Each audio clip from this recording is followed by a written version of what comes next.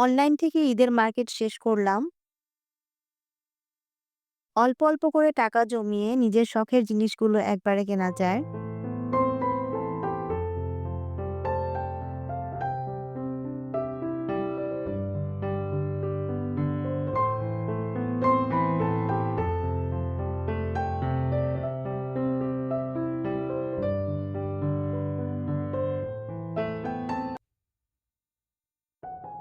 Hello viewers, আসসালামু আলাইকুম। আশা করছি যে যেখান থেকে বসে আমার এই ব্লগ দেখছেন সবাই সুস্থ আছেন এবং ভালো আছেন। আমরাও আলহামদুলিল্লাহ ভালো আছি এবং সুস্থ আছি। আমার ছোট বাবু হওয়ার আগে ছাদে হাঁটাহাঁটির যে অভ্যাসটা আমার ছিল সেটা আবার নিয়মিত করার চেষ্টা করছি। ওইভাবে আগের মতো অ্যাডজাস্ট করে আমি পেরে উঠছি না। তারপরেও যতটুকু সম্ভব যেদিন আমার সম্ভব হচ্ছে আমি ছাদে হাঁটাহাঁটি করার ট্রাই করছি। সকালের প্রকৃতিটা এতই সুন্দর থাকে যে একবার যদি ছাদে উঠে সেটা উপভোগ করা যায় তাহলে সারাদিনের যে কাজ, কাজের যে ক্লান্তি সেটা কোনোভাবেই আর মনে হয় না। এখন বাসায় চলে যাব আর সেই সাথে ১ কাপ চা খেয়ে নিব। সকালের ব্রেকফাস্টের জন্য প্রিপারেশন নিচ্ছিলাম। ব্রেকফাস্ট সাধারণত আপনাদের সাথে ওইভাবে শেয়ার করা হয় না। কারণ সকালে আমি খুব দৌড়ের উপর থাকি। মেয়ে স্কুলের জন্য এবং মেয়ের বাবা তার অফিসের জন্য দুজন একসাথেই বের হয়ে যান।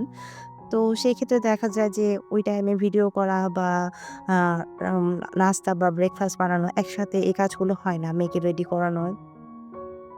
আবার ওই টাইমে বাবুটাও উঠে যায়। সবকিছু মিলিয়ে আসলে আমি ব্রেকফাস্ট আপনাদের সাথে শেয়ার করতে পারি না। আর আমরা ব্রেকফাস্টে সাধারণত আহামরি কিছু খাই না। শর্টকাটে খেয়ে নিই। যেহেতু খুব শর্ট টাইম থাকে আর ওইভাবে আসলে হয় না। শর্টকাটে হেলদি ফুড খাওয়ার চেষ্টা করি। এই তো এখানে আমার হাসব্যান্ড এবং আমার মেয়ের ব্রেকফাস্টটা রেডি করে দিয়েছি। তো ওরা দুজন খেয়ে নিবে। অফ স্ক্রিনে আমি ব্রেকফাস্ট করে নিয়েছি। আর এখন দুপুরের রান্নার প্রিপারেশন নিচ্ছি। সজনে দিয়ে ডাল রান্না করেছি। আর সেই সাথে যে সজনেগুলো ছিল সেগুলো হচ্ছে হালকা করে ভাপ দিয়ে ডিপে রেখে দিব। সজনে আমি খুব বেশি একটা পছন্দ করি না। কিন্তু এটার অনেক বহুবিধ উপকারী গুণের জন্য এটা দেখা যায় যে বছরে ১ বার ২ বার খাওয়া হয়। তো ১/২ কেজির নিচে আসলে বাজার থেকে নিয়ে আসা যায় না। দেখা যায় যে ১/২ কেজি কিনলে আমি এটাকে ৪ টা বক্স করি। ১ টা বক্স রান্না করে খাই আর বাদবাকি ৩ টা বক্স ফ্রিজে রেখে দেই। যখন দরকার হয় বের করে খাই। আর এই তো এখানে আলু দিয়ে ডিম রান্না করব। ডিমটা ভেজে রান্না করব আলু আর পটল দিয়ে। দুপুরে রান্নাটা শেষ করে নিয়েই সরাসরি আমি স্কুলে চলে যাব। স্কুল থেকে আসার পর তারপরে অন্যান্য কাজগুলো করে নিব। এখন প্রায় বিকাল ৪টা বাজে। আসরের নামাজের পর এটা নিয়ে বসে গেছি।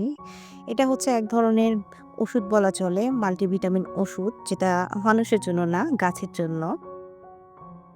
বেশ কিছুদিন হলো আমার কিছু ফুল গাছ নাকচাপা সহ ব্লিডিং হার্ট গাছগুলোতে কোঁকড়ানো একটা রোগ ছিল। আর সাথে হচ্ছে গাছের মিলিবাগ রোগ ছিল। সেটার জন্য আমি বিষ প্রয়োগ করেছিলাম। আর সেই সাথে গাছের বৃদ্ধি এখন নষ্ট হয়ে গেছে। তো ওই গাছগুলোর জন্য আসলে এই মাল্টিভিটামিনটা এপ্লাই করব।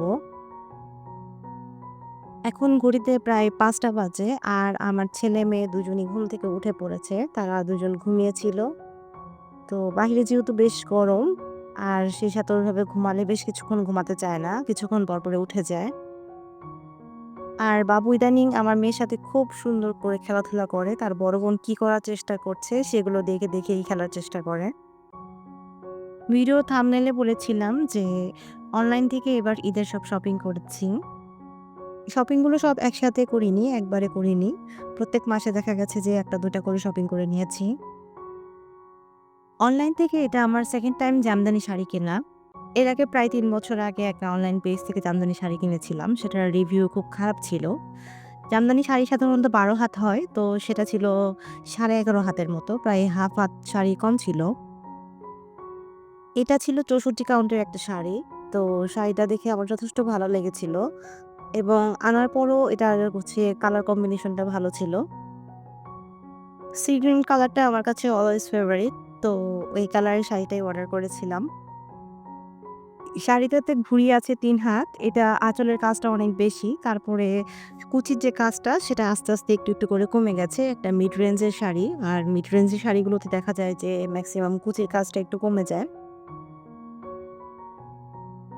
যে পেজটা থেকে ১ম শাড়িটা নিয়েছিলাম, তো সেই পেজের শাড়িটা আমার কাছে ভালো লেগেছিল। তাই ওদের পেজ থেকে আরেকটা শাড়ি অর্ডার দিয়েছিলাম। এটা মোটামুটি হাই বাজেটের একটা শাড়ি ছিল। প্রাইস ছিল ৳১১,০০০। এটা ছিল ৮৪ কাউন্টের শাড়ি। আর আমার ব্লু কালার যথেষ্ট পছন্দের একটা colour, blue colour, lavender colour. তো ব্লু কালারের শাড়ি নেয়ারই চেষ্টা করেছি এবার। সি গ্রিন কালারটা নিয়েছিলাম আর এবার একটা ব্লু কালারের শাড়ি নিয়েছি। এই শাড়িটাতে মাত্র ১.৫ হাত ঘুড়ি আছে আর পুরোটাই শাড়ি কাজ করা। আর যেহেতু ৮৪ কাউন্টের একটা শাড়ি, সেহেতু শাড়িটা যথেষ্ট পরিমাণে পাতলা এবং সফট। সুতা অনেক চিকন সুতার একটা শাড়ি। এটা একটা রেশম জামদানি শাড়ি আর এই শাড়িটা যথেষ্ট ভালো হয়েছে। এই মুহূর্ত পর্যন্ত যারা আমার ভিডিওটি কন্টিনিউ করছেন, আশা করছি ভিডিওটি ভালো লাগছে। আর ভিডিওটি ভালো লেগে গেলে প্লিজ আমার চ্যানেলটিকে সাবস্ক্রাইব করতে ভুলবেন না। এই শাড়িটা আমি ধানমন্ডি হকার্স থেকে নিয়েছি। আপনারা যারা নিয়মিত আমার ব্লগ দেখেন তারা জানেন যে আমি বেশ কিছুদিন আগে ঢাকা ছিলাম। তো ওই সময়ে এই শাড়িটা নিয়েছিলাম। এই শাড়িগুলোর অনলাইন প্রাইস অ্যাকচুয়ালি ৳২,০০০ মতো। তো এই শাড়িটা আমি ধানমন্ডি হকার্স থেকে নিয়েছিলাম ৳২৪০০ দিয়ে। ওখানে গেলে আসলে ওরা অনেক পরিমাণে বার্গেনিং করে। তো বাধ্য হয়ে টাকা দিতে হয়। শাড়িটা বলতে গেলে একবারে হাতে পায়ে ধরে তারা আমার কাছে আরো ৳৪০০ বেশি নিয়েছে। আর এই একটা শাড়ি আছে, এটা আমি অফারে কিনেছিলাম পূর্ণিমা শাড়ি থেকে। এটার অফার প্রাইস চলছিল ৳১,০০০। আর এই সাদা শাড়িটা আসলে পরা খুব হয় না আমার, খুব বেশি সাদা লাল শাড়ি নেইও আমার কাছে। তো এই গঙ্গা যমুনা পাড় বলে এটাকে, সাদা আর কালো পাড়ের ভিতরে সাদা শাড়ি। এটা একটা মাদুরাই কটন শাড়ি, যদিও এগুলো ইন্ডিয়া থেকে আসে না, বাংলাদেশে তৈরি হয়। দেখা যায় যে ইন্ডিয়ান শাড়িগুলো থেকে ওরা কপি করে এই শাড়িগুলো তৈরি করে। ইন্ডিয়া থেকে এই শাড়িগুলো এক্সপোর্ট করে আনলে দেখা যেত যে প্রাইস অনেক বেশি হয়ে যেত।